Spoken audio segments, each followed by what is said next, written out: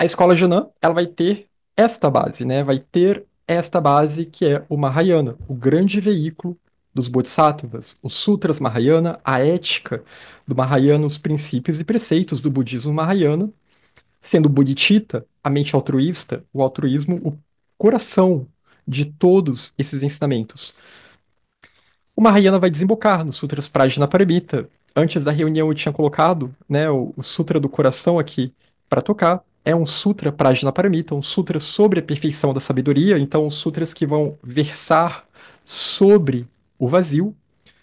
E a partir daí surge a escola Madhyamaka, Madhyamika, no século II na Índia, com Nagarjuna. Já vimos bastante esses assuntos aqui, né? E sempre retornaremos a eles, a esses assuntos quando necessário, que também vai desenvolver e vai se aprofundar nessa questão. Qual que é a natureza última do eu, dos fenômenos? Então, qual que é esse vazio, shunyata?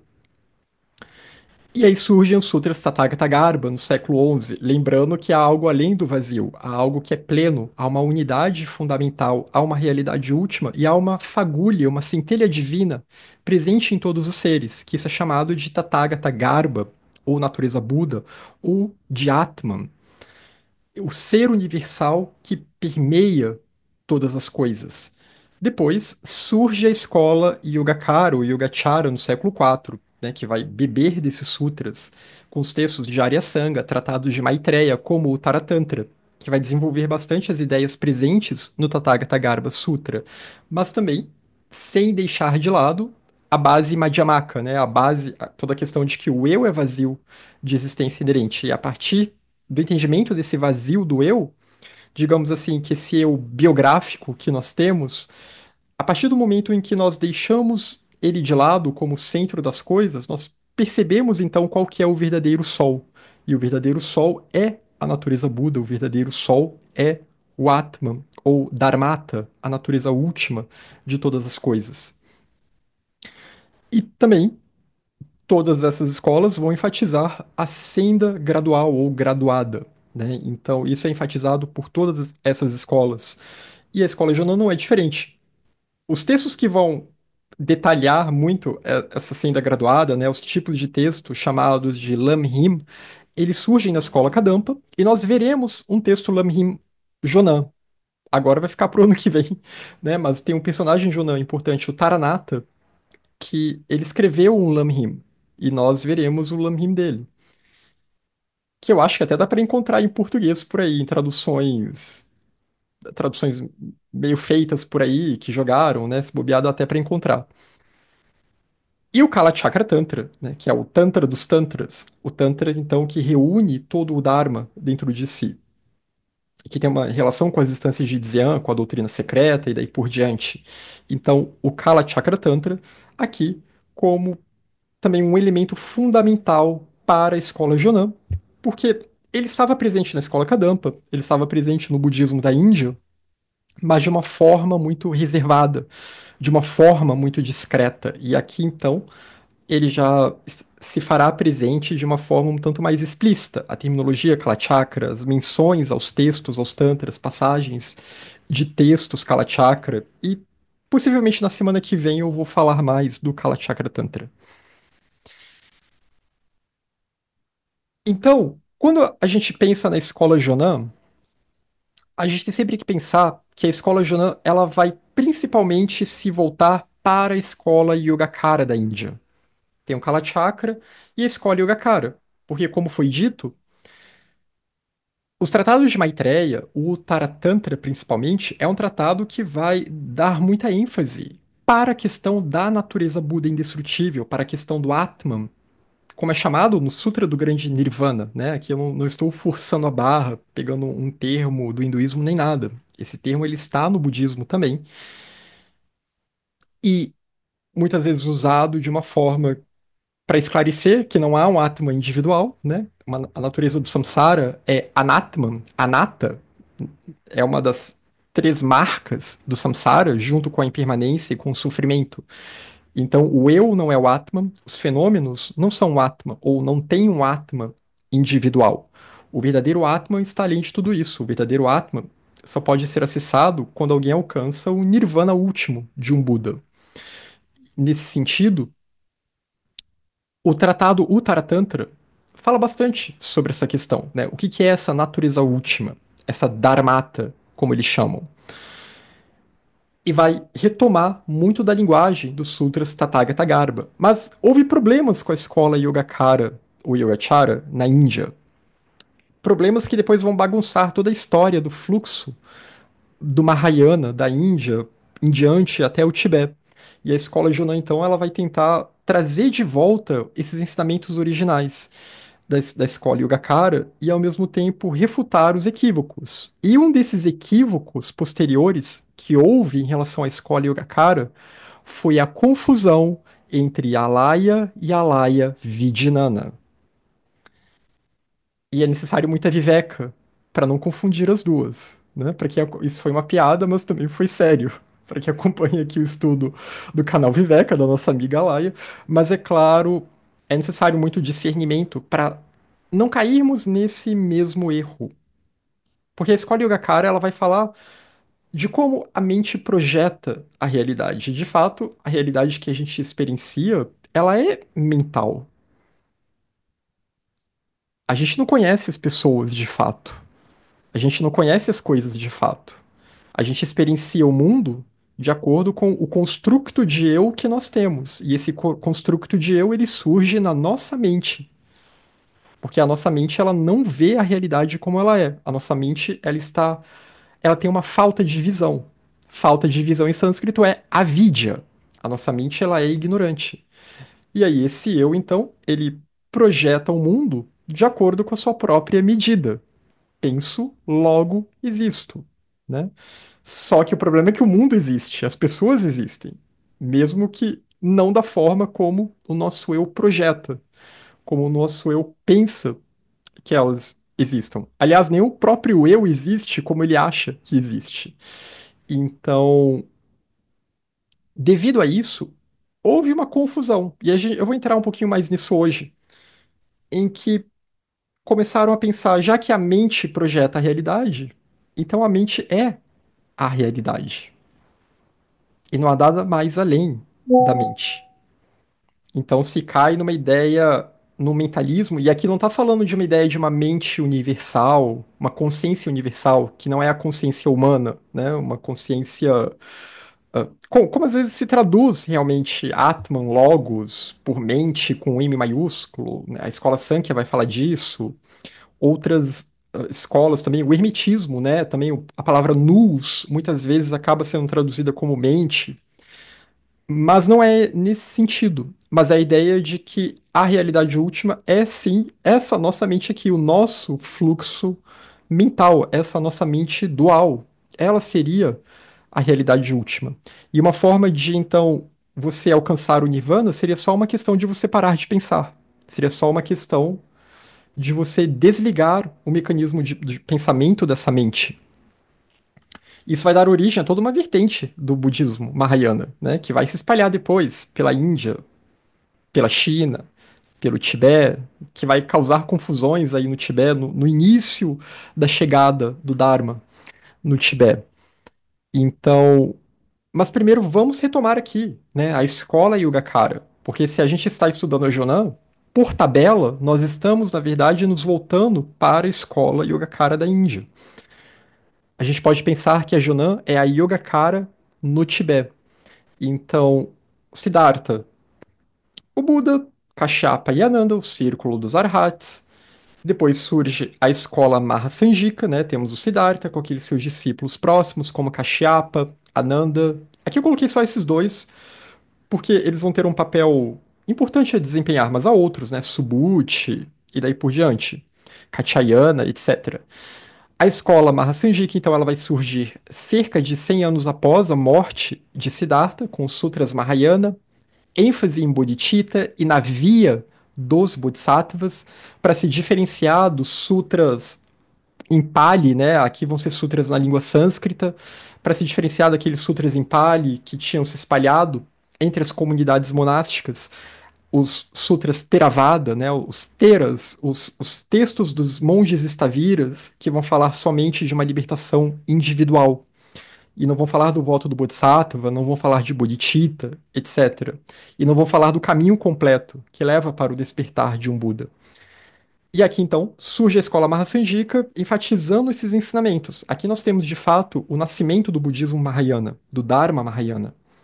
E também surgirão os textos Abhidharma em sânscrito, posteriormente, que são textos que vão tratar e vão ser muito importantes para a escola Yogacara e para tudo que a gente vê no budismo sobre a questão do funcionamento da mente, fatores mentais.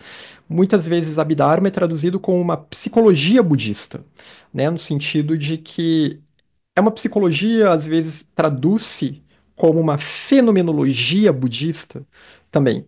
Que é justamente essa questão de como a mente apreende os objetos, quais os fatores mentais sempre presentes, quais os mecanismos que permitem com que a gente veja e perceba o mundo como a gente o vê, e quais os vícios que estão presentes nessa mente, os vícios aos quais essa mente é suscetível, e quais os antídotos a serem aplicados contra esses vícios também. Os Sutras Prajnaparamita, que vão surgir depois, como já mencionado, que aí também vão se aprofundar na questão do que é isso que a gente chama de eu, como que ele surge na dependência de agregados, ele não tem uma existência própria, ele não surge a partir de si mesmo, porque ele não é um Atman, e também isso vai valer para os fenômenos, né? Para a gente não achar que as características dos fenômenos sejam características intrínsecas às coisas, né? Fenômeno aqui pode ser entendido como as coisas com as quais o eu se relaciona, essa relação sujeito-objeto. E o que compõe as coisas, os elementos, e nessa nossa relação do eu com as coisas, né, as bases dos sentidos, como os nossos sentidos captam as coisas e como que dão uma suposta característica essencial a elas, que elas não têm de fato, porque é tudo interdependência. Como sempre enfatizamos aqui nos nossos estudos, né, vazio é interdependência. E tem uma citação interessante do Asanga, eu acho que eu não trouxe sobre isso, dele falando o que é o vazio. O vazio é quando você percebe que algo não está lá. O vazio é quando você percebe que o eu não está lá. Você olha, olha e você não encontra aquele eu com aquela suposta concretude como a gente imagina. Você não encontra aquele eu. Você não encontra aquela suposta essência individual. Isso é vazio, é essa ausência, essa falta de essencialidade. Isso é shunya, né? Zero.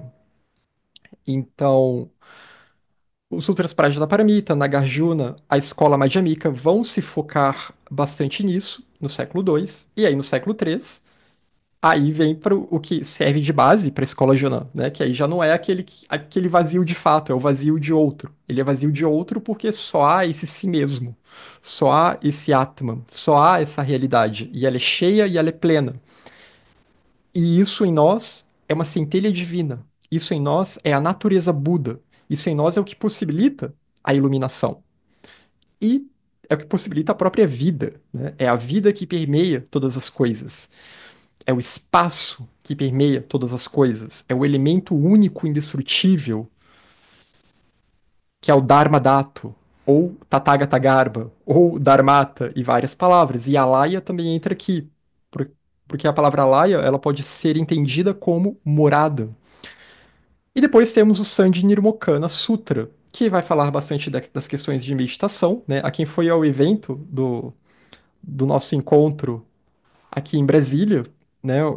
O encontro do Núcleo Lux Dzil, que tivemos semanas atrás. Tivemos uma excelente palestra da nossa amiga Marina Hernandes sobre o Sandi Nirmokana Sutra, que está sendo traduzido e no ano que vem será publicado pela editora Garbalux. E certamente nós estudaremos esse texto aqui. E tudo isso vai desembocar, então, na escola de Asanga Ivasubandhu, que é a escola Yogacara que surge no século IV, né? E que é uma escola que vai ter um núcleo público em Gandhara, né? Mas ela vai estar presente naquela região da Caxemira, que é uma região muito importante para o budismo Mahayana. Então, toda essa região, eu até coloquei o mapa aqui, acho que está mais para frente, essa região aqui de Gandhara, né? Estamos aqui bem no norte da Índia, já é mais Paquistão, até na verdade, né? Peshawar, Jalalabad são cidades no Paquistão, não está muito distante do Afeganistão, isso aqui pega também o Afeganistão. A gente tem sempre que lembrar que grande parte do Afeganistão antigo era Índia também, né? Esses estão aqui, aqui a gente está na Ásia Central, né? Sai do Afeganistão, chega no Afeganistão, Irã, Turcomenistão, todos esses estão, tudo isso aqui é a Ásia Central. E o budismo Mahayana teve um grande florescimento nessa região. O Irã nem tanto porque era Pérsia, né? Teve alguma presença, mas nem tanto. Mas em muitas dessas regiões aqui, o budismo Mahayana vai florescer. Lembra daquelas estátuas gigantes que havia do, dos Budas no Afeganistão que foram destruídas em 2001. Então é nessa região que a escola Yogacara vai florescer, nessa região de Gandhara. Aqui é uma imagem, é uma estátua que, pelo que eu já vi, eu já esqueci até em qual museu ela está, mas possivelmente é uma estátua de Maitreya. Eu acho que eu vi essa estátua, inclusive, já em algum museu. Mas é uma estátua atribuída, né, como sendo uma representação do Bodhisattva Maitreya, do Buda Maitreya, o futuro Buda, que vai ser muito enfatizado nos Sutras Mahayana. E também nesse período, então, que a gente começa a ver mais representações em estátuas dos Budas, dos Bodhisattvas, das deidades, porque também é um período em que vai haver um contato, né, com o mundo helenístico e com a forma de representação das esculturas gregas também. Então, no século IV, com a Sanga e Maitreya, na região de Gandhara, né, com os textos que a Sanga trará de Maitreya, surge esse núcleo, a escola da prática da yoga. E, obviamente, quando a gente fala em yoga aqui, eu não estou falando de hatha yoga, né, eu não estou falando de posturas, eu estou falando de contemplação, de meditação, né? Pensando naquele sentido básico de yoga, que é a união, que é a reunião de todos os estados mentais, né? A superação da perturbação para a pacificação da mente, para que se alcance o samadhi supremo. E a Sangha, então, ele recebeu os ensinamentos da escola Mahasanjika e teve como fonte de estudos, né? Os Sutras Mahayana, o Sutra Prajnaparamita, de 8.000 linhas, o Sutra do Diamante, que também é um Sutra Prajnaparamita, os Tathagata Garbha Sutras, o Sandinirmukana Sutra e o Dharanishvara Sutra, que tem uma temática que também será trabalhada no Taratantra. Então, todos esses sutras são sutras que convergem para essa ideia de uma realidade última que não é o vazio, que ela é plena, que é pura unidade. E ele compilou os ensinamentos de Arya Maitreya, que são os 5 tratados de Maitreya, né? Ele teve esse contato com o Bodhisattva Maitreya. E é claro que isso vai ser descrito como ele subia ao céu de Tushita, onde Maitreya habita. Se ele realmente alcançava um estado meditativo que o fazia subir até Tushita, ou se o próprio Maitreya veio visitá-lo, aí não tenho méritos kármicos para saber a resposta. Mas, de qualquer forma, em Gandhara, esse núcleo se forma com a Sangha, com a Sula, Stiramati, Gunamati e outros personagens que vão atuar, né, que vão atuar nessa escola no século IV, no norte da Índia. Aqui o mapa novamente, né, e a Caxemira está bem por aqui também, não está longe da região da Caxemira. Aqui um outro mapa para mostrar aqui a região da Caxemira e também não está longe tanto assim de Ladakh, né, do chamado Pequeno Tibete. Tá tudo muito próximo aqui. Então, a sangue ele traz, após um retiro de 12 anos, né, como se diz nos textos, pode não ser tão literalmente assim, claro, esses 12 anos aí podem ter até um significado simbólico, né? Sempre quando a gente vê esse número 12 nos textos, a gente desconfia.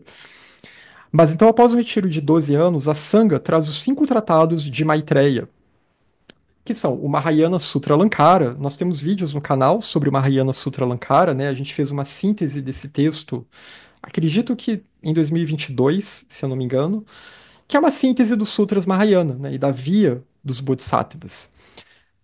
O Abhisamaya Lankara, o ornamento das realizações, que é uma síntese dos sutras Prajna Paramita.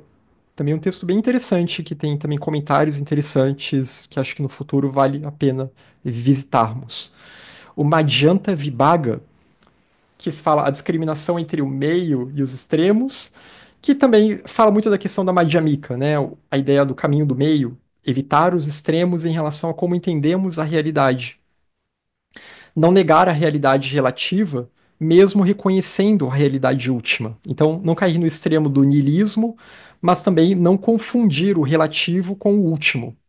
Tomar as coisas relativas e impermanentes como tendo uma essência individual eterna. Então, não cair nesse tipo de confusão. E o vazio, né? E aqui o vazio na perspectiva da escola Yogacara vai ser um complemento, né, ao que vemos nos textos Madhyamika. O Dharma Dharmata Vibhaga, uma discriminação entre os fenômenos e a realidade última. A relação entre samsara e nirvana, né? Qual que é a diferença entre samsara e nirvana? E o Taratantra, né?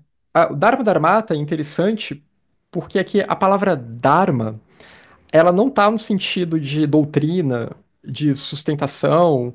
A palavra Dharma em sânscrito, ela também pode ser usada para o que geralmente se traduz no budismo como fenômenos ou como coisas. Então a gente tem sempre que prestar atenção, porque essa palavra ela é polissêmica. Então ela pode se referir a muitas coisas. Pode ser lei, dever, como a gente vê muito no hinduísmo mais exotérico, né? Qual é o seu dharma nesta vida? Qual é o seu dever nesta vida? Né? A gente vê muito... O budismo não vai usar nesse sentido tanto. Mas o Dharma, quando a gente vê no budismo em geral, e aí eu gosto de separar com D maiúsculo, é o ensinamento, é a doutrina do Buda, né? O Buda Dharma. E quando a gente vê em com letra minúscula, está se referindo às coisas do mundo, aos dharmas, aos fenômenos do mundo. Então, esse é um texto que vai fazer essa diferenciação entre os fenômenos e o númeno, entre o relativo e o último. E o último, então, sendo Dharmata. E o Taratantra, ou Ratnagotra Vibhaga, que também está sendo traduzido, né, pela Marina, que também será publicada, uma tradução no futuro, pela editora Garbalux, que fala então sobre as três joias e que fala sobre a natureza Buda indestrutível. E um termo que vai ser bem comum na escola Yogacara, né, e que a gente vê em textos como A Voz do Silêncio também, é alaya. O que que significa alaya? Alaya pode ter diferentes traduções, mas eu peguei só duas palavras aqui, para não ficar uma lista muito extensa. Base ou morada. Base ou morada. Qual é a nossa verdadeira morada? Essa é a questão. Ou qual é a verdadeira base da realidade? E aqui eu coloquei outras palavras, né? Outros termos que a gente vê que vão se relacionar aqui com todas essas ideias aqui trabalhadas hoje. Temos Vijnana, né? Que depois a gente vai ver a junção de Alaya e Vijnana. Vijnana é a consciência dual. É a consciência de. É a consciência sujeito objeto. Então, é essa mente dual, né? Esse vi, ele representa uma cisão. É o contrário de Dhinana, enquanto Dhinana é o conhecimento direto, é a cognição direta da realidade, ou percepção direta, percepção não dual, sabedoria, sabedoria última. Às vezes se fala sabedoria primordial também, porque ela é algo inato, né? Uma vez que se chega à natureza Buda, você chega então a essa percepção direta, a essa sabedoria não dual, ao fim da dualidade. Gnosis.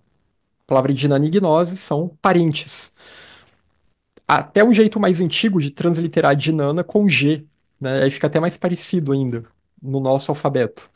Mas então, para quem aqui também acompanha os estudos do gnosticismo, seja o gnosticismo cristão, sufi, gnosticismo judaico, pode pensar Dhinana e Gnosis como parentes, como cognatos. Mas para que se chegue a Dhinana, é necessário superar essa consciência dual. porque essa consciência dual, ela é um produto do eu.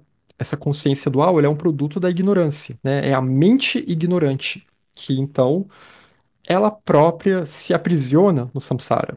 Ou melhor, ela surge assim, né? Desde tempo sem início, na manifestação, na multiplicidade, essa mente ela surge sem essa visão, né? Destituída dessa visão clara. Ela tem que buscar essa visão clara, ela tem que tirar o pó, tem que tirar a venda. Mas para que se chegue a Dhinana, é necessário então que a gente aprenda a discernir a realidade. É necessário desenvolver, é necessário cultivar um reto discernimento. E isso é pradna. Pradna é aquilo que te leva para Dhinana. É um nível de sabedoria. É até engraçado, porque em português dá até para relacionar mesmo. Pradna, para Dhinana, né? Aquilo que vai me levar para Dhinana. Então, é uma sabedoria intuitiva. Mas ela tem o seu nível mais elevado é intuitivo. Mas o racional também tem que ser refinado aqui. Porque uma dimensão de prajna é o discernimento, o que também em sânscrito é chamado de viveka, né? Esse reto discernimento. É a sabedoria que compreende ou discerne a natureza última do eu e dos fenômenos. Então ela vai olhar ao seu redor e ela vai perceber, ela vai compreender o vazio, ou compreender de forma intuitiva, né? Compreender intuitivamente, ou compreender num primeiro momento de forma racional, né? Até por meio da meditação, por meio da transformação, da purificação, conseguir chegar de fato a essa intuição. E aí, se compreendendo o vazio, a forma como se relaciona com o eu vai ser diferente. E assim, o Bodhisattva, ele vai avançar na senda. E avançando na senda, ele vai chegar à Dhinana última. Tem níveis de Dhinana, né? Tem vários níveis. 5 níveis são catalogados, geralmente, no ser. Até a Dhinana última de um Buda, que é o completo despertar, mas há outros níveis também que bodhisattvas bastante avançados na senda também podem alcançar. Por isso que dá para ver aqui, só nessa explicação já dá para ver que esse caminho ele é gradual e graduado, né? É realmente uma senda aqui, que tem etapas. Não acontece tudo de uma vez, não acontece tudo de forma súbita.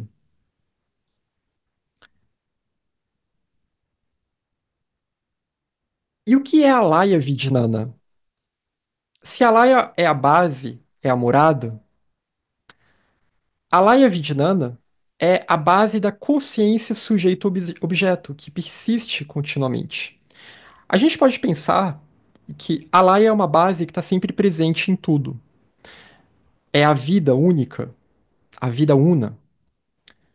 A nossa mente ela não teria vida sem a Laya. Só que esse senso de dualidade que surge devido ao poder da ignorância, devido ao poder de Maya, pensando até de forma bem cósmica aqui, esse poder ele causa essa cisão, né? O surgimento dessa ideia de dualidade sujeito-objeto, ou dessa forma de experienciar essa realidade desconectado da sua base, da sua morada. É como se a gente morasse num local e nós não vemos de fato onde nós moramos. Nós não temos uma real ciência, um real conhecimento desse espaço em que estamos. Então, a Laya Vijnana é essa consciência dual, é essa consciência que encobre a Laya, ou melhor, Vijnana é o que encobre a Laya. Quando a gente pensa em Alaya Vijnana, veremos muitas explicações técnicas, filosóficas, mas podemos pensar de uma forma poética. Alaya Vijnana é um céu coberto de nuvens. São nuvens que encobrem o sol, enquanto a Alaya pura é o céu ensolarado. É o puro céu, sem estar encoberto. Então, Vijnana é algo que encobre a Alaya, que vela a Alaya. E ela tem um nível inconsciente também, porque as sementes, né, esse poder de avidia, ele é um poder que surge para além do surgimento da nossa mente consciente e concreta, né? Ele é um poder que vai guiar toda a manifestação, toda a multiplicidade das coisas no samsara. Então, essa consciência de, consciência dual, que também tem uma dimensão inconsciente aí, né? É o que vai gerar o molde de nos experienciarmos, de termos essa noção, essa consciência de um eu. Mas esse molde, esse samskara, ele vem de Alaya Vijnana, que aqui surge como uma manifestação de avidya, uma manifestação da ignorância ou do esquecimento. Então, a Laya Vidyanana é um fluxo também, é um contínuo, é o fluxo mental, e é isso que vai renascer vida após vida no samsara, né? Por isso que estamos girando na roda do samsara, porque houve esse esquecimento da nossa real natureza. Então criamos todo um modo de vida que é compulsório porque é compulsivo. Né? A gente tem uma compulsão por existir dessa forma. Uma compulsão, ou talvez até a palavra pulsão, não sei se a palavra pulsão caberia, mas a palavra compulsão realmente. Né? O samsara ele é um modo compulsivo de existir devido à ignorância. A Laya Vidyananda, então, é a base dessa consciência, sujeito-objeto, que persiste continuamente, compulsivamente. É a continuidade do senso de eu, vida após vida. É um fluxo e opera no nível consciente e também no nível inconsciente.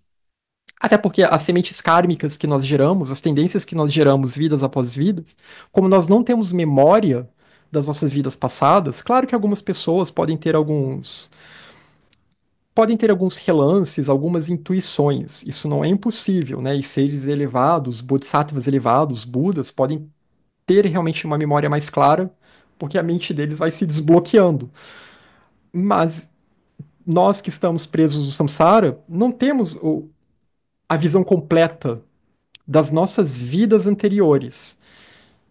Então, isso está no nosso inconsciente. Isso vai ficando guardado nesse fluxo inconsciente, e vai guiando as nossas vidas.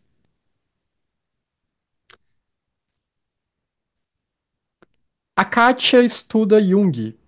E aí, Kátia, me corrija se eu estiver errado. E se for uma falsa citação. Mas eu acho que é o Jung que fala que enquanto você não trouxer o seu inconsciente para a luz, né, não se tornar consciente daquilo que está inconsciente, você vai ser guiado por aquilo, empurrado por aquilo, e você vai chamar aquilo de destino. Exatamente. Exatamente. É É isso. isso, né? Perfeito. Fazendo essa ponte com Jung, e é claro, Jung também era um gnóstico, mas fazendo essa ponte com Jung, a gente pode pensar aqui que essas sementes elas estão em nós desde tempos imemoriais, como se diz nos textos, desde tempos sem início. Nós estamos criando e repetindo padrões a todo momento, né? O passado nunca é totalmente igual ao presente, mas de alguma forma alguns padrões, os padrões vão se repetindo, né, em outras roupagens, em outras circunstâncias. E todo o caminho, então, é ter consciência disso, é ter consciência de como as nossas ações vão reforçando esse mecanismo. Como cada ação nossa, de pensamento, de fala e de corpo, como cada uma dessas ações, cada uma dessas três portas do karma, estão tecendo o nosso destino, mesmo que a gente não tenha consciência disso. Até eu falando. Eu falo aqui racionalmente, se a gente acredita, concorda com esse ensinamento, ok. Mas a gente não tem uma consciência tão real assim ainda, porque eu, pelo menos, não consigo ainda, a todo momento da minha vida, pensar, não, eu vou fazer tal coisa e vou evitar tal coisa porque isso pode reverberar nas próximas vidas. É claro que a gente tenta, quando a gente busca praticar o caminho budista, quando a gente busca se engajar com a prática do Dharma, a gente vai tentando, né? Vai buscando desenvolver a Paramita Shila, que se refere muito a isso, né? A perfeição da harmonia. O que que é essa harmonia? É justamente esse cuidado com as ações, né? Esse cuidado com o karma, para que a gente comece a ter mais consciência dele e não fique sendo guiado de uma forma inconsciente. Mas aí tem que entender também qual que é a origem, o que que faz a gente agir dessa forma. E, e trazer para a consciência essas sementes, essas perturbações, né? Transmutá-las e chegar, de fato, ao cerne de tudo, que é a ideia de um eu separado, a causa do sofrimento, né? Chegar à avidya e queimar a avidya, então. Transformar a ignorância em sabedoria, né? Tirar a venda, ter a reta visão. Então é todo um processo de transformação. Transmutar Alaya Vidinana em Alaya Dhinana. Tirar isso que obstrui a Alaya e permitir então que a pura gnosis, que a pura Dhinana, que já está lá inata, possa resplandecer. E essa pura gnosis, ela é a própria Alaya, ela é a nossa própria morada, porque aí já não tem nem mais dualidade. Né? Não tem mais alguém que percebe e algo que é percebido. E aí é a pura yoga, realmente. Será que é por isso que a escola Yogacara se chama de escola Yogacara? De escola da prática do yoga? Algumas pessoas levantaram a mão, eu já vou passar a palavra. Mas então, a Laya Vidyanana percebe, se apropria, se torna um repositório de sementes ou tendências, enquanto estamos nesse estado perturbado sob esse poder de Alaya Vidyanana.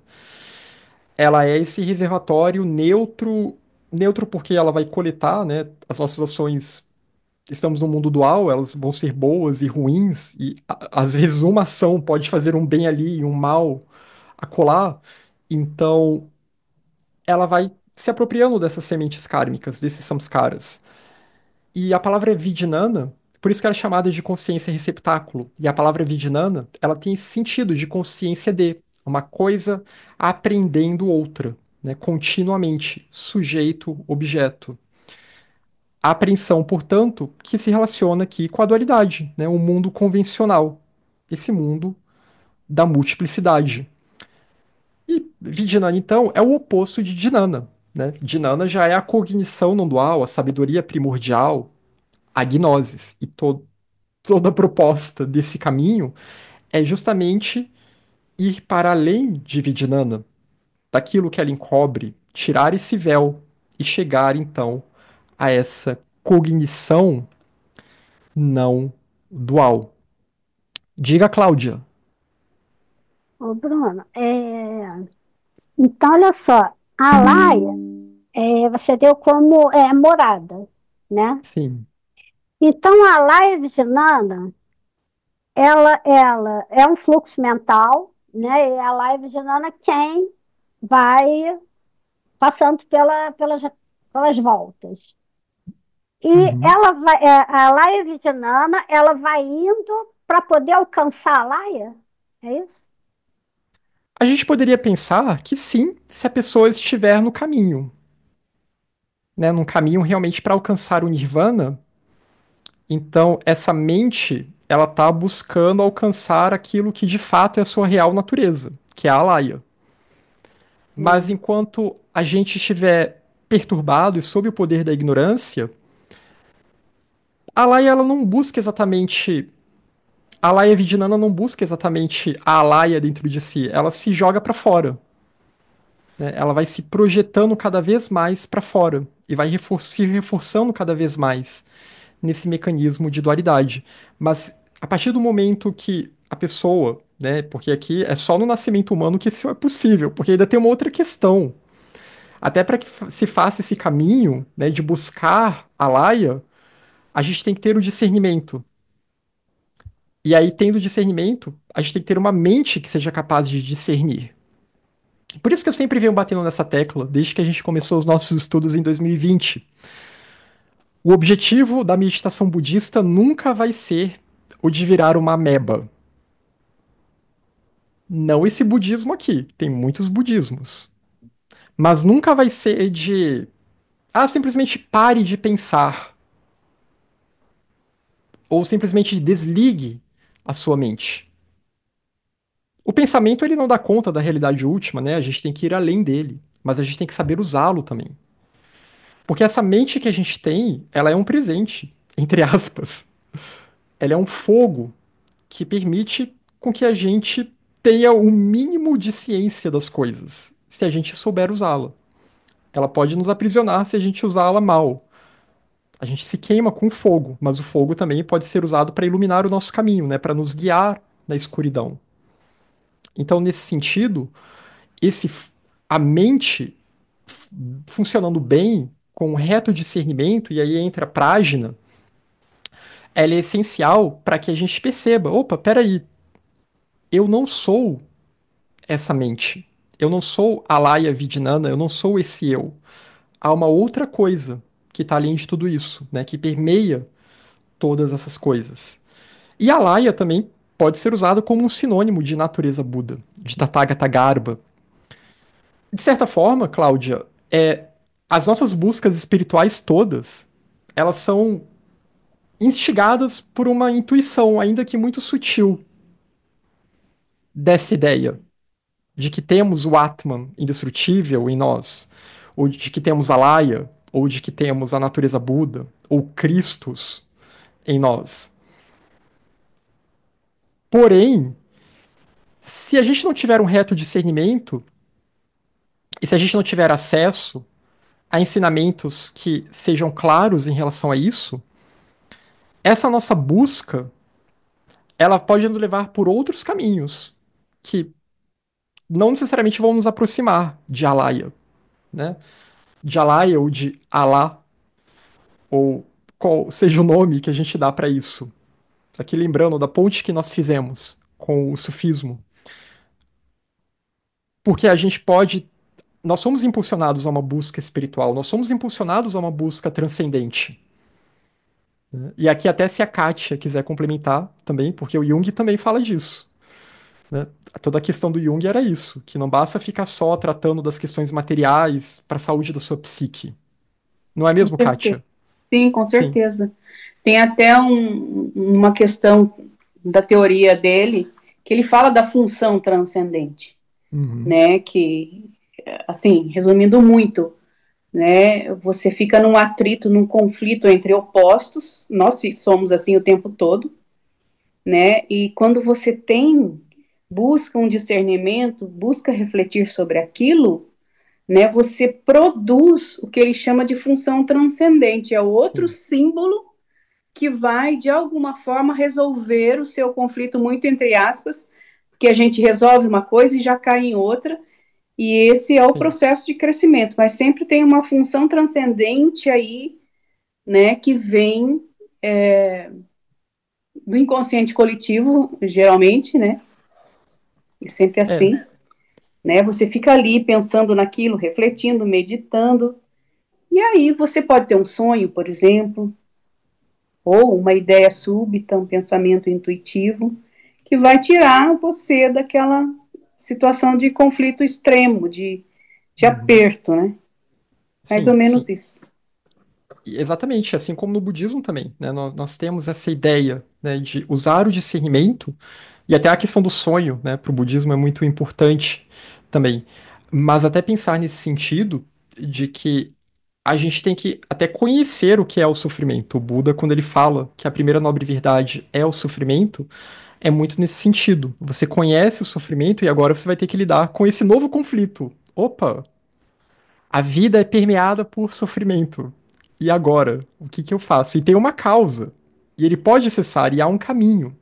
Mas aí haverá conflitos nesse caminho também. Nessa busca, né? Que numa linguagem ocidental a gente pode chamar de aperfeiçoamento, de busca da perfeição, de desenvolvimento espiritual, né? E que no budismo é o caminho, é a senda que leva para a libertação do sofrimento, para a libertação do samsara, né? Então, é entender esse processo, e para isso a gente tem que ter a mente funcionando. Não pode ser uma mente conformista, como muitas vezes é mal entendido em relação às questões da meditação, de que é mais uma questão de eu aceitar a realidade, tudo como é, e me conformar com aquilo, simplesmente evitando qualquer tipo de uso do discernimento, qualquer tipo de uso de conceitos. Mas eu tenho que refinar. E é uma ideia também que a gente vê platônica, inclusive, né? Uma ideia que você conhece o bem sabendo o que é o mal. Você conhece o certo sabendo o que é errado. Tem uma citação na Doutrina Secreta, no volume 3, um comentário às instâncias de Dzian, né? Da Doutrina Secreta compilada por Blavatsky na Antropogênese, que ela fala: o ser humano ele ganhou a mente, ele ganhou o fogo, né? O fogo de Prometeus. E agora ele vai sofrer, ele vai ter consciência do sofrimento, mas é pela consciência do sofrimento que ele vai poder se libertar, que ele vai poder então chegar à realização, à compreensão da sua natureza divina, de forma que outros seres não conseguem, exatamente porque não tem essa mesma mente complexa que nós, desenvolvida, né? Os animais, por exemplo. Então, a mente afligida pela ignorância, ela vai se relacionar por meio de seis consciências, né? Vijnana, essa consciência sujeito-objeto, ela está atrelada aos sentidos. E ao mesmo tempo, manas, que é essa mente pensante, ela está coordenando e traduzindo tudo aquilo, que são esses cinco sentidos usuais que nós temos: paladar, olfato, tato, audição, visão. Então, esses cinco sentidos, mais o sexto sentido na visão budista, que é a mente pensante. Às vezes se traduz isso como órgão mental, mas é manas, essa mente pensante ou mente concreta, né? Essa mente que pensa, essa mente que traduz as coisas em linguagem, essa mente que sente também. Em função de Alaya Vidnana, surgem essas seis Vijnanas. Então, isso é um mecanismo que surge já a partir desse senso de dualidade, né, que surgem esses cinco contatos mais o pensamento. E a partir da junção, então, manas mais os cinco sentidos, o mundo ele é interpretado sob a ótica da ignorância e a noção de um eu separado.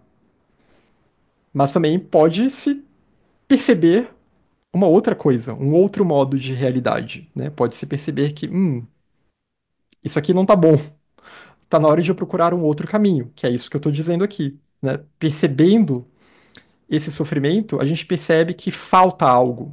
E percebendo que falta algo, a gente busca o antídoto para aquilo.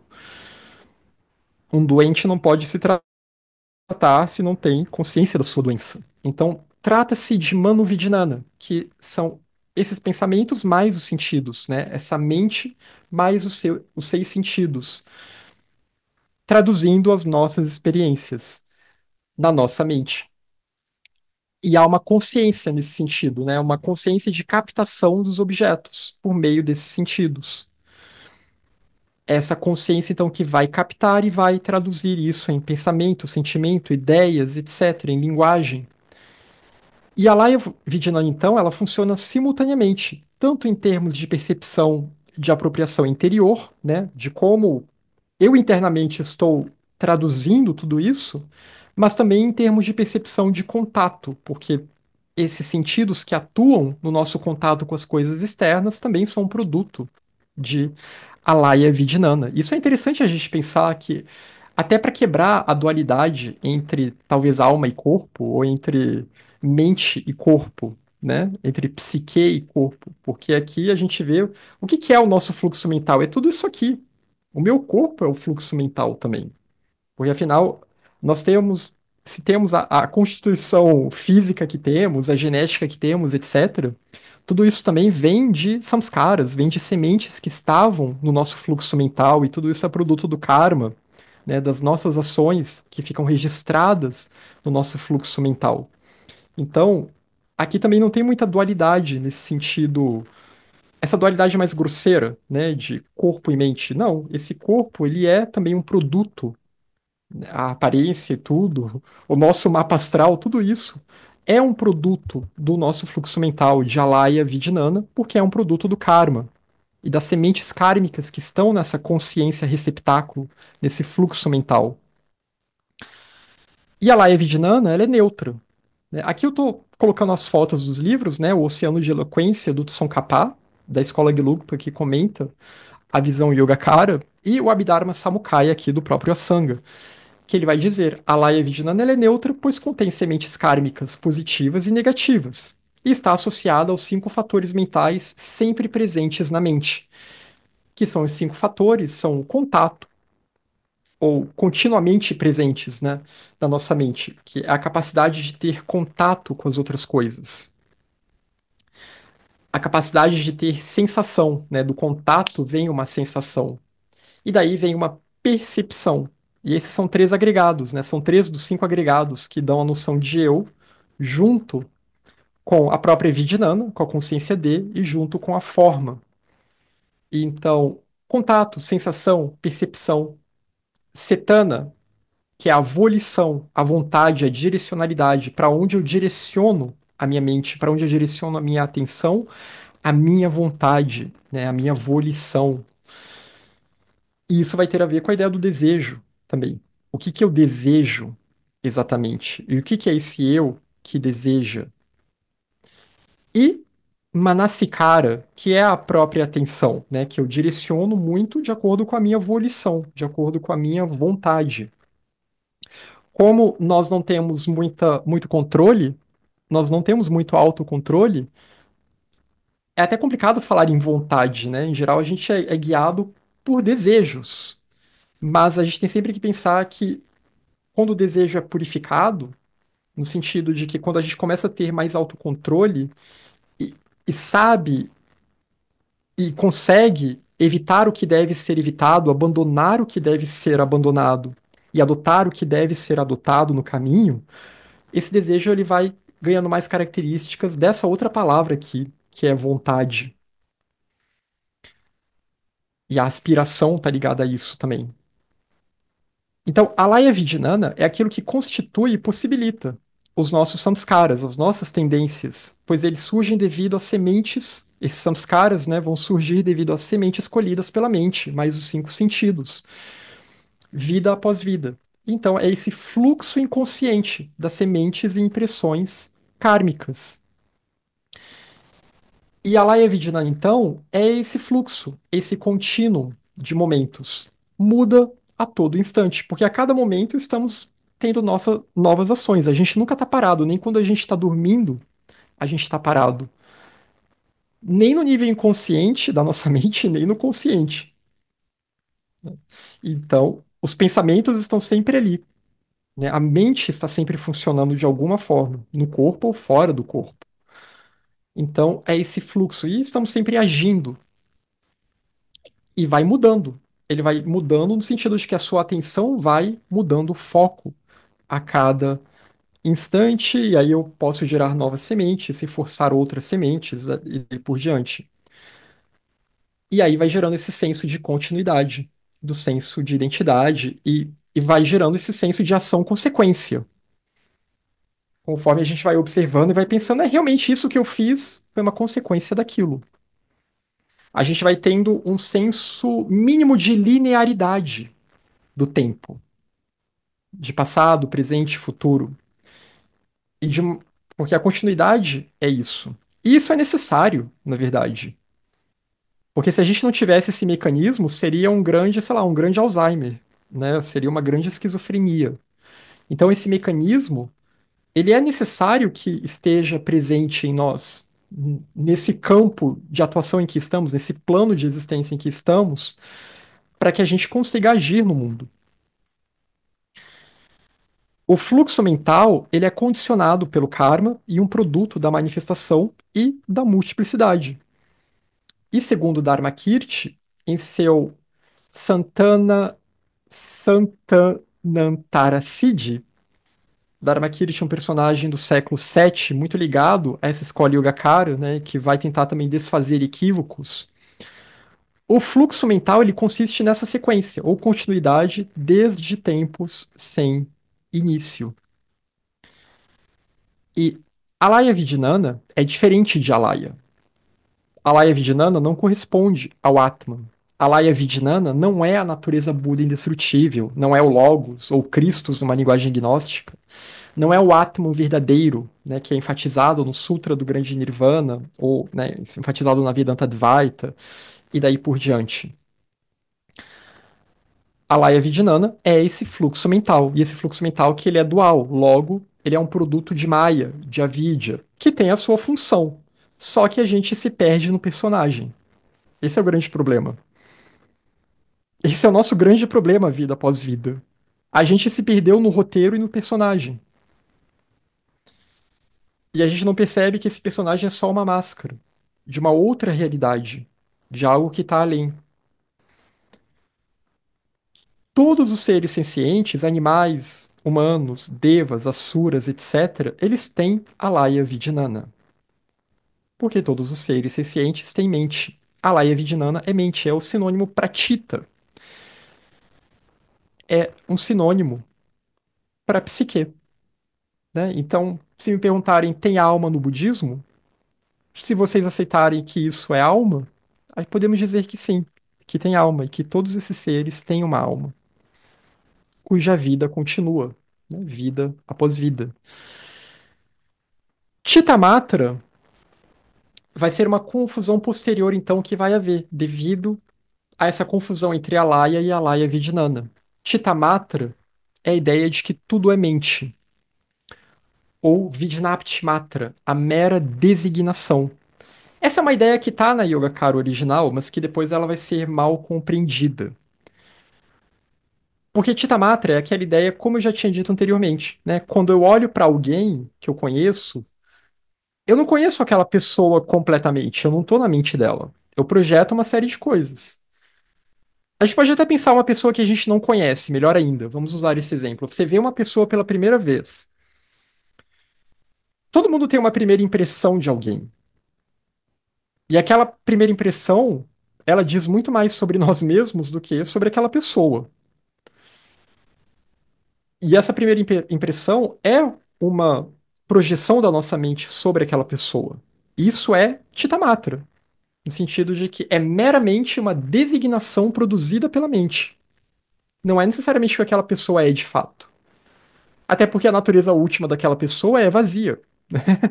Aquela pessoa é shúnya, não tem um eu inerente ali. Mas eu não consigo ver isso. Eu não consigo ver toda a concatenação de causalidade que faz com que aquela pessoa esteja vivendo daquela maneira e tenha aquela personalidade. E eu também não tão pouco consigo ver a natureza Buda indestrutível, a luz imaculada que está naquela outra pessoa e que está em mim, em todas as coisas. Logo, eu projeto uma coisa de acordo com esse meu senso de eu. E isso, de uma forma bem resumida aqui, é essa ideia. Só que no século V, um monge chamado Dharmapala, e esse é um nome, coitado, coitado ele ter esse nome, né? Porque Dharmapala significa protetor do Dharma. Tem a classe de deidades Dharmapala que servem para proteger as mandalas, etc. Mas ele vai ter esse nome, só que ele não vai proteger muito o Dharma, não. Porque ele vai chegar a uma confusão aqui, a um equívoco mental. Ele vai confundir a Laya e a Laya Vidyanana. E ele gera confusão ao comentar textos de Vasubandhu, um Yogacara original, meu irmão de Asanga, e ao comentar um sutra chamado Lankavatara Sutra, que é um sutra, então, que ele vai ser mal interpretado, se é que ele já não foi escrito com um erro de interpretação. E esse sutra, então, a partir do ensinamento desse sutra e dessa confusão, ele vai dizer que tudo é mente, que tudo é alaya vijnana. E a partir então dessa confusão vem essa ideia de que a realidade última a ser acessada é a mente e que a iluminação ela surge pelo mero reconhecimento de que a realidade que experienciamos é uma projeção da mente. Tudo é mente. A Laya Vijnana, então, ela passa a ser vista como a base última. Aí há essa confusão entre a Laya e a Laya Vijnana. E a meditação, ela é reduzida a uma mera observação do fluxo pelo próprio fluxo. Aquela ideia, né? Eu vou só observar os meus pensamentos, sem julgamento. Só observo. Esse tipo de meditação, num primeiro momento, é salutar, né? Porque eu estou buscando acalmar a minha mente. Mas se eu fico só nisso, é o fluxo olhando a si próprio. É como eu me olhar no espelho e eu vou ficar me olhando no espelho até eu virar um Buda. Eu não vou virar um Buda dessa forma. Até porque eu estou olhando, né? Eu estou olhando um eu equivocado. Então, é uma perspectiva que prescinde do esforço, nesse sentido. Do esforço de cultivo da sabedoria. E que vai criar muito dos estereótipos que a gente tem sobre o budismo no Ocidente. Porque como vai para o Japão, vai para a China, e muito do budismo que chega no Ocidente vem desses países, e não que todo o budismo na China e no Japão siga essa visão, né? Mas como muito vai seguir esse tipo de visão, e até algum do que há no Tibete também, vai vir aquele estereótipo, né, do budista que eu só vivo aqui agora, né? Mas esse aqui agora é bem esse presente do sansarão mesmo, assim, de eu não tomo partidos, eu apenas busco parar de pensar, eu não busco me tornar algo. Mas todos os sutras Mahayana dizem que nós devemos nos tornar algo, que esse caminho é uma busca, é se transformar em alguma coisa. Claro que, em essência última, não há um eu, né, uma personalidade que vai virar. Mas em termos de realidade relativa, onde nós estamos, e condicionados pelos três tempos, porque estamos num plano de existência em que essa noção de tempo ela é fundamental para que a gente não caia numa esquizofrenia, nós devemos nos tornar algo, buscar algo. Não é um caminho, é um caminho para a ação. O caminho do Bodhisattva é um caminho para agir em prol dos seres, né? É um caminho para renascer, estar ainda disposto a voltar e renascer e continuar a atuar ainda mais pelo benefício dos seres. E só se alcança o estado de Buda por meio disso, né?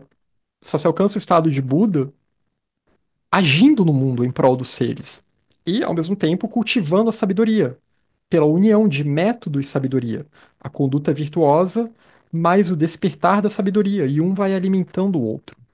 E aqui não vai ter a ênfase nem na sabedoria, no sentido de uma meditação analítica, mas também não haverá a ênfase também numa ideia de um cultivo mais importante das virtudes, né, a preocupação com a vida futura.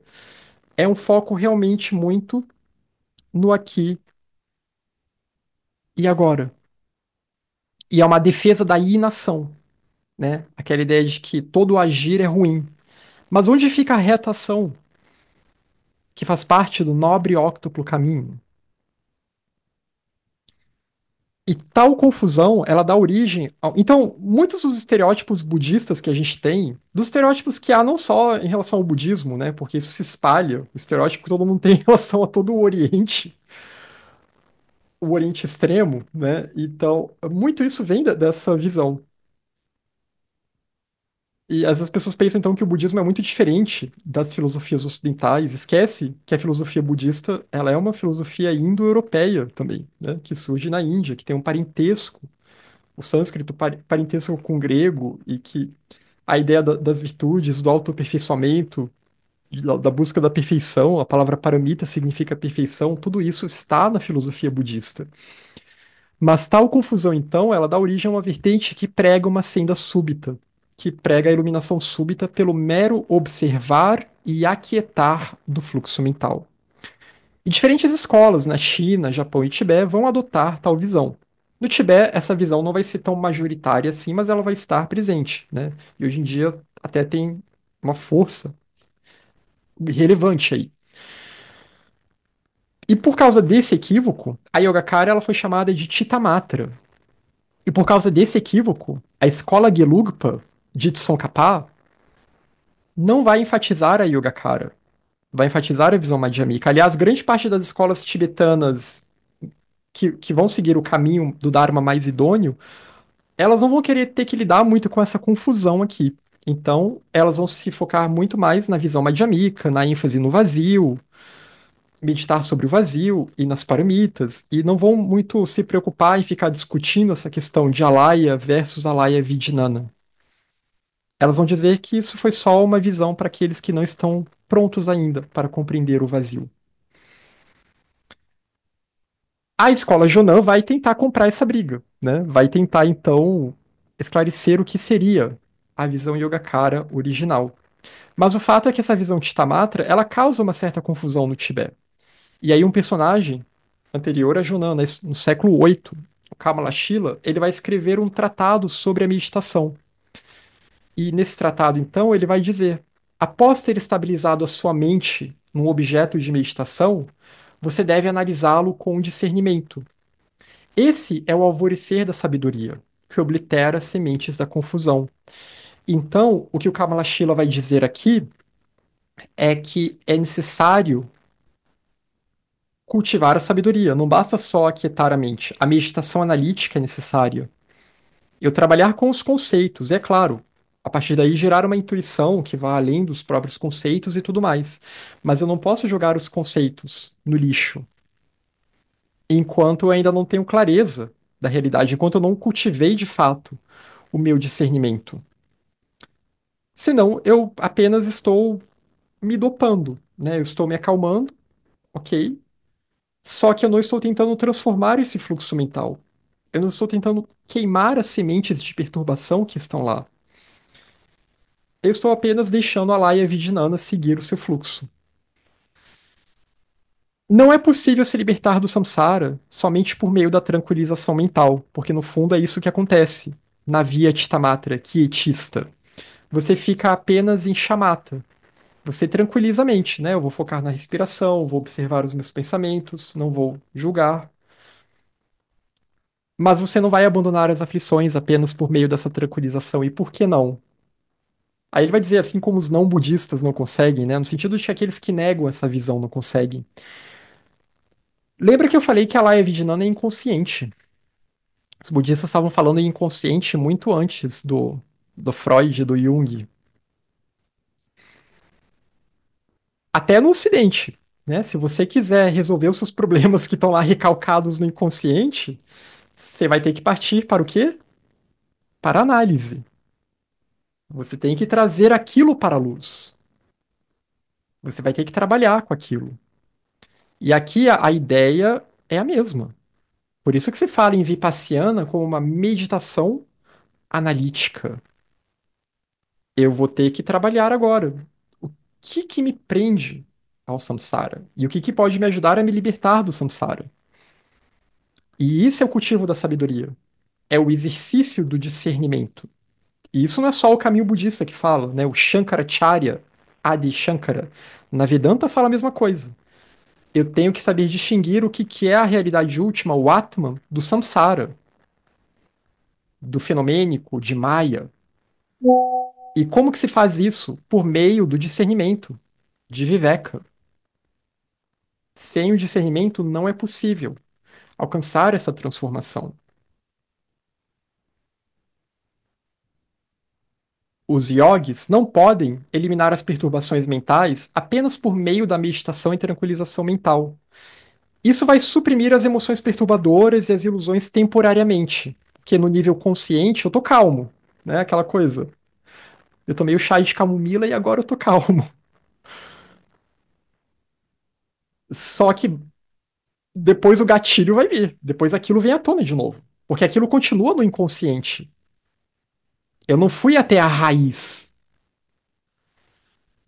Isso apenas então, sem a luz da sabedoria, o potencial latente das perturbações mentais não pode ser plenamente destruído. Eu tenho que tirar aquilo que está escondido, né? E por isso que tenho que tirar os véus e removendo esses véus, essas avaranas, como se fala em sânscrito, né? E removendo esses véus. A ação da mente, ela pode suprimir as perturbações mentais propriamente, né? Ela suprime, mas ela não elimina. Aquilo fica suprimido. Você estabiliza a mente, esse é um primeiro passo, e é um passo importante. Porém, a sabedoria, prajna, é aquilo que pode realmente destruir completamente o potencial latente, né? É a espada flamejante que vai então queimar aquelas sementes. A semente da ignorância, né? É o que vai de fato levar para a sabedoria, né? Que mais adiante leva para a gnosis, para a para a dhinana. Esses ensinamentos de Yogacara, eu não vou entrar em detalhes sobre isso, né? Tem até um vídeo no canal. Eles são chamados de ensinamentos do terceiro giro da roda do Dharma. E então o Dolpopa ele vai dizer que na verdade esses ensinamentos eles foram rebaixados, como se tratassem apenas de uma defesa da mera consciência, da mera mente, de que tudo é mente e basta então acalmar a sua mente. Ao invés de buscar conhecer de fato a realidade última, né? E buscar se transformar em algo, em buscar um ideal de fato. E aí ele vai dizer que seria melhor considerar isso como a Yogacara original, como parte de uma grande Madhyamaka, que aqui trazendo ela para o mesmo status dos textos da Madhyamika, pensando que ambos têm a mesma validade filosófica, se entender a Yogacara corretamente. E os instrutores, então, esses instrutores Yogacara originais, que ele vai chamar de Grande Madhyamaka, Maha Madhyamaka, tais como Vasubandhu, Dignaga, Asanga, Maitreya, os grandes especialistas que ensinaram esses tratados, infelizmente, também foram rebaixados a proponentes da Chitamatra. E devido a isso, a não virtude se acumulou. Né? Ele vai dizer que é uma distorção. E ele vai até dizer, mas como assim? Um tratado de Maitreya, o próximo Buda, foi rebaixado a um ensinamento que basicamente destrói toda a ideia de uma senda gradual e graduada, que é tão enfatizada nos textos Yogacara originais, né? Inclusive do próprio Maitreya. Então, para retomar essa diferenciação entre Alaya e Alaya Vidinana, o Dolpopa ele vai criar o termo Alaya Dhinana. Eu não estou enfatizando esse termo Alaya Dhinana tanto aqui, porque a sonoridade é meio parecida com Vidinana. E como eu já bombardeio vocês com termos em sânscrito, é para evitar mais confusão.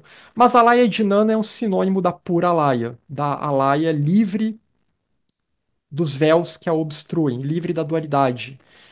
É o Atman, ou é a gnosis do Atman, a gente pode pensar, né? Agora eu fui bem, juntei o Oriente e o Ocidente aqui. A Dhinana, Atman Dhinana. Então, isso é Alaya Vidinana. Isso é Alaya Dhinana. Alaya Vidinana é o contrário. Alaya Vidinana é justamente o esquecimento desse Atman real, né? E a visão, então, da dualidade, que atribui Atmans individuais às coisas. E reconhecer que a mente tem esse mecanismo de projetar coisas é um primeiro passo do caminho, mas ele não pode parar por aí.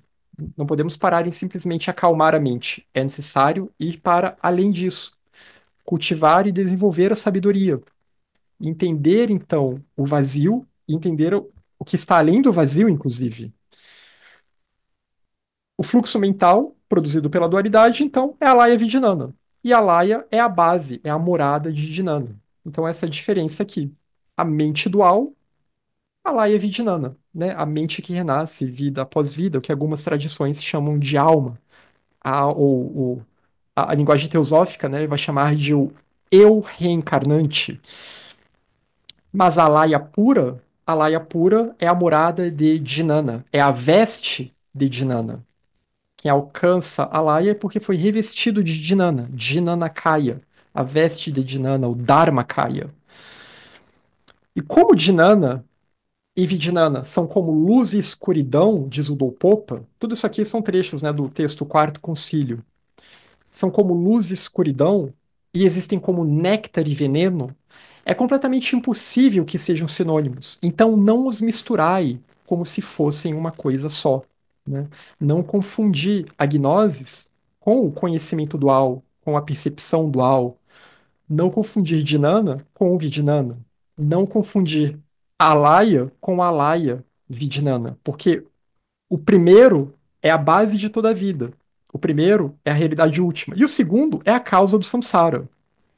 O segundo é um produto de avidya. Então, se você coloca a Laya Vidinana como a realidade última, você está dizendo que só há essa dualidade e que Você está dizendo então que o mecanismo de produção da dualidade é a realidade última, né? Você está se voltando só para a vidya e está deixando de lado a laya. Está voltando só para esse inconsciente, que é o inconsciente que está perturbado, né? Que está maculado, porque não percebe a sua verdadeira natureza. E a ideia é trazer para a consciência a verdadeira natureza, né? A ideia do Budado é isso, é ser plenamente desperto. Então, se não é consciência dual, não é alaya vijnana. Por favor, considerai que o Krita Yuga Dharma, o Dharma da Era de Ouro, também ensina que a alaya, que é o espaço da realidade última, tatata, do tal qual é o indivisível, é o onipresente, é o sempre presente Dharma Dhatu. É a base e o suporte de todos os fenômenos, é a vida de toda a vida. É aquilo que permeia todas as coisas, é o espírito universal, é o Dharma Dhatu, o elemento único, ou também pode ser traduzido como o espaço único, o espaço último, em que todas as coisas se manifestam, que contém todas as coisas, mas nada o contém. E isso está muito além de mente. No excepcional e sublime Krita Yuga Dharma, as afirmações de que o Vajrayana é o contínuo causal referem-se à natureza Buda, à Alaya ou Alaya Dhinana, mas nunca se referem à Alaya Vijnana. Então, de novo, no Dharma da Era de Ouro, quando se fala que o Vajrayana é o contínuo causal, depois a gente vai ver mais sobre isso, mas achei interessante essa passagem, né? Estamos quase terminando aqui, só tem mais um slide. Quando essa passagem aqui, quando ela fala o que é esse contínuo causal? O Vajrayana é o caminho esotérico, é o caminho em que há um aceleramento da prática. Ele é gradual também, né? É um aceleramento, mas ainda tem graduações. E, na verdade, a graduação mais intensa e interna, ela começa aqui, no Vajrayana. Mas ele é contínuo causal porque a continuidade dessas práticas, vida após vida, é o que leva para o Budado. Por isso que a continuidade no engajamento com o Dharma é o que leva para o desvelar dessa natureza Buda, que está latente em todos os seres. Que leva, então, para a compreensão, a reta cognição de Alaya, né? Para a Dhinana de Alaya, ou para a gnosis de Alaya. Mas nunca vão se referir a Alaya Vijnana, elas nunca estão buscando apenas você ficar se focando no seu fluxo mental perturbado, ou nesse fluxo mental que é neutro. Porque quando a gente vai para esse fluxo que é neutro, e você diz que tudo é essa mente, até a ideia de não dualismo, de não dual, se perverte. Porque aí o não dual deixa de ser isso, essa alaya que é pura, e vira aquela ideia cinzenta, essa não dualidade cinzenta que está na moda hoje em dia, que é que, já que tudo é não dual, então eu posso fazer tudo. Já que tudo é não dual, me é lícito ter todas as experiências necessárias do samsara que eu quiser sem julgamento. Vejam como que há sutilezas aqui. Há pequenas sutilezas que podem ser muito graves. E aí, cada vez mais a pessoa vai se afundando na lama do samsara, ao mesmo tempo que a mente dela está tranquila. Uma mente tranquila não é sinônimo de uma mente sábia. Uma mente tranquila não é sinônimo de uma mente dármica. É claro que uma mente sábia, ela deve ser tranquila, mas eu posso fazer todo tipo de mal possível e ainda assim eu posso ter a minha consciência tranquila, a minha mente tranquila. A tranquilização mental, ela é uma coisa muito neutra. Se a gente não elencar um objeto adequado de meditação para que haja uma análise adequada.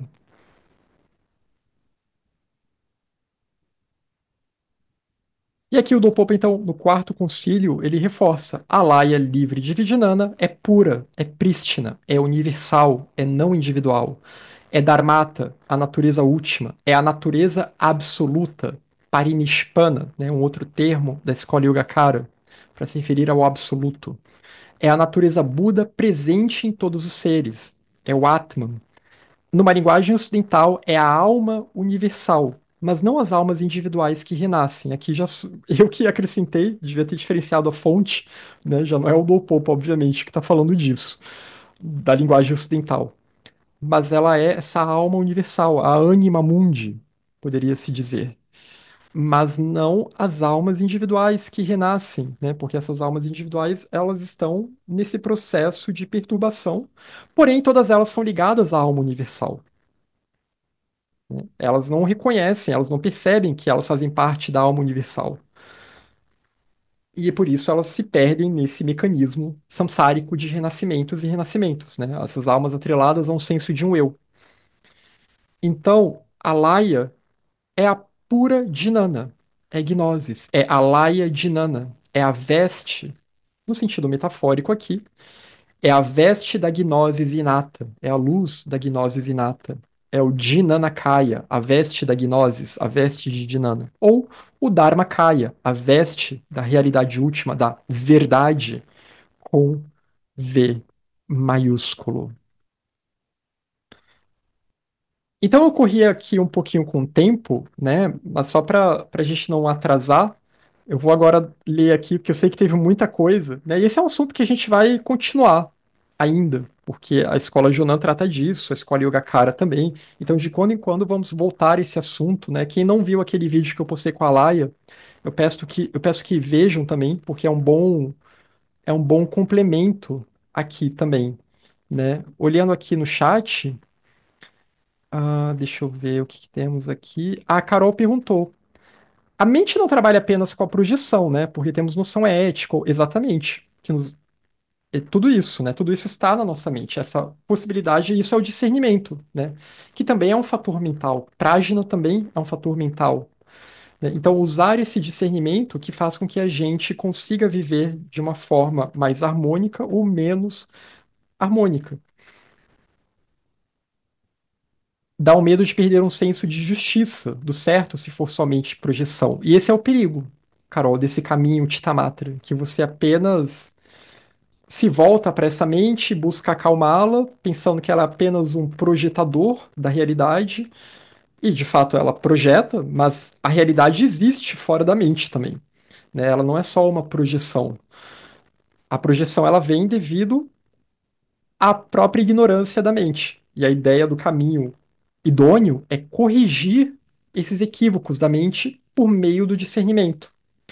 Mas o caminho Chitamatra, o caminho que foi deturpado, né, que deturpou a escolha Yogacara, ele vai dizer então, não, tudo que existe é só uma projeção da mente. Então, aí realmente, se esse caminho é muito fácil de desvelar para caminhos não éticos, né? E muito dos caminhos que pervertem o Tantra no Tibete, eles seguem, inclusive, essa perspectiva.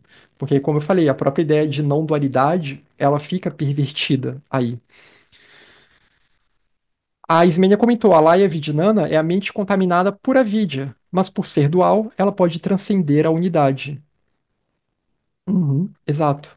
A Carol comentou que por meio do discernimento, né, ela pode ir além dessa própria dualidade. O relativo que percebe que está no relativo, mas que há um último para além dele e que busca então se transformar e viver em harmonia com esse último, com esse absoluto. A Carol comentou: será que se a mente estiver num ponto bom, ela poderia usar os instrumentos propiciados pelos skandhas não para projetar, mas para usar o que tem disponível para algo não condicionado? É exatamente o que o caminho budista propõe, né? E usar então esse eu como um instrumento para de fato conhecer a realidade, né? E não ficar apenas vivendo numa espécie de um aqui-agorismo, né? De um quietismo.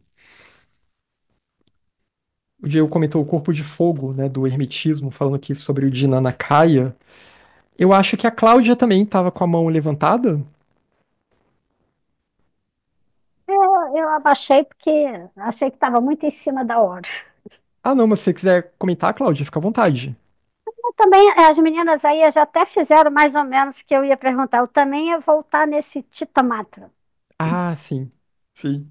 Que depois você falando, eu pensei, você fala, tudo é mente, né? O texto. Uhum. Tudo é mente. Então, quando você conhece uma pessoa, você projeta essa pessoa até porque aí eu também pensei no eu vazio de inerência.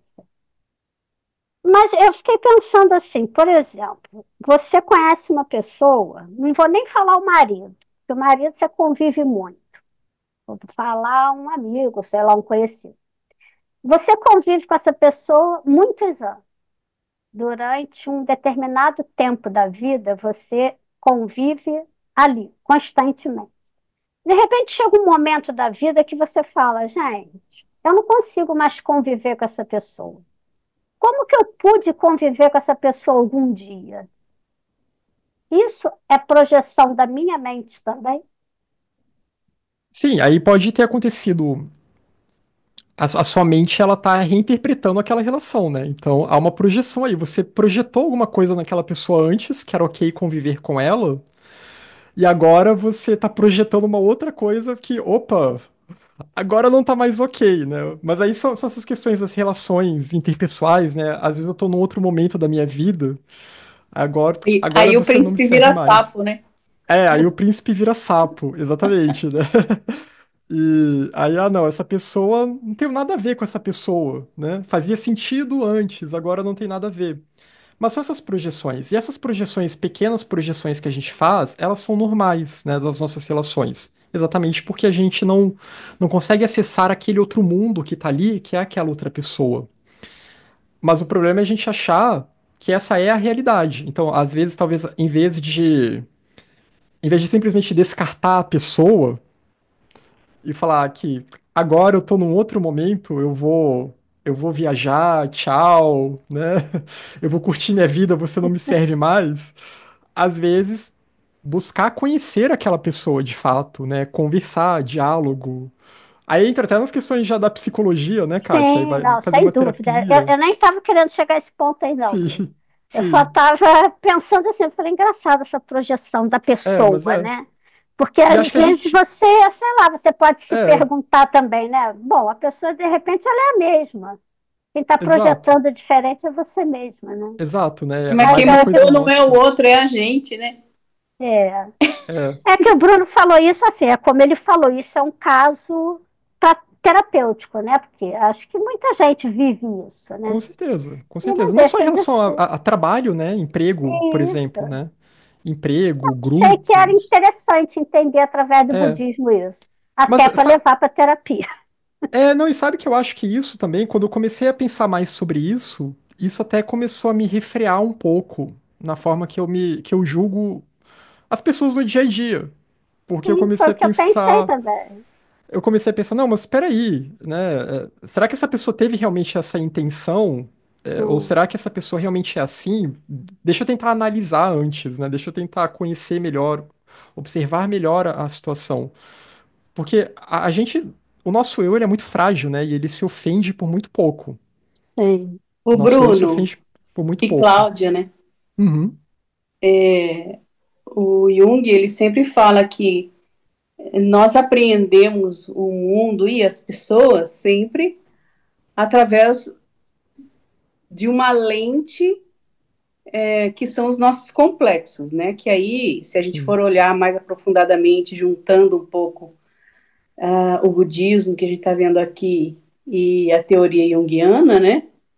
Você tem os sanskaras, mas você tem também toda a situação de mundo, de família, onde você nasce, onde você é inserido, né? Tem tudo isso acontecendo dentro daquele ser, tudo junto, né? Então, quando você olha para alguém ou para uma situação, você sempre vai olhar por essa via, na via do complexo que foi formado, sim. Eu quis voltar porque eu achei muito interessante. né? Me fez Então, pensar em olhar mais para mim, assim, tipo, né? Sou eu que estou projetando, né? De repente a o que que pessoa tem atua tudo em isso. mim, né? O que que atua em mim que Que eu que vejo, é estou isso? vendo aquela pessoa diferente agora, né? Isso é muito É, junguiano, né? As é. sombras. aquilo que você sim. projeta do outro. Então, a minha cabeça fez uma viagem aqui no Titamatra aqui. Foi uma boa conexão que foi feita aí, né? É. E a Denise comentou uma coisa interessante para fechar, né? Que ela comentou aqui. Então, só a estabilização mental, que dizem na senda súbita, não é suficiente para a transcendência da mente dual. Exatamente, não é. É necessário a sabedoria, né? A gnosis e o cultivo da sabedoria, do discernimento, a purificação. Mas enquanto estamos no samsara, mesmo o Mahatma, de alguma forma, mantém a dualidade mental pela natureza da manifestação da matéria. Exatamente. Um Bodhisattva, um Mahatma, seja lá o nome que a gente vai dar para isso, né? Um Cristo, um Jiva Mukta, para atuar no mundo, ele precisa ainda ter um senso de eu ali. Porque a gente vive num mundo dual, né? A gente tem o dia e tem a noite. E a gente vive num mundo da multiplicidade. E é por isso que nós não vemos um Buda andando na rua, porque o Buda cessou. A nossa realidade não é porque o Buda não quer estar aqui. A nossa realidade não comporta mais o Buda. Não comporta mais. Porque um Buda já superou, a mente já superou, alcançou a sabedoria última e foi além de qualquer dualidade. É o Nirvana último. Agora, um Bodhisattva, esses ainda não alcançaram, né? Eles estão no processo. Então, esses continuam a renascer e continuam usando então esse mecanismo. Então, eles ainda vão usar a Laya Vijnana, mas de uma forma refinada, tendo consciência que a Laya Vijnana não é a realidade última, que a realidade última é a Laya, ou a Laya Dhinana, né? Que a realidade última, então, não é a mente.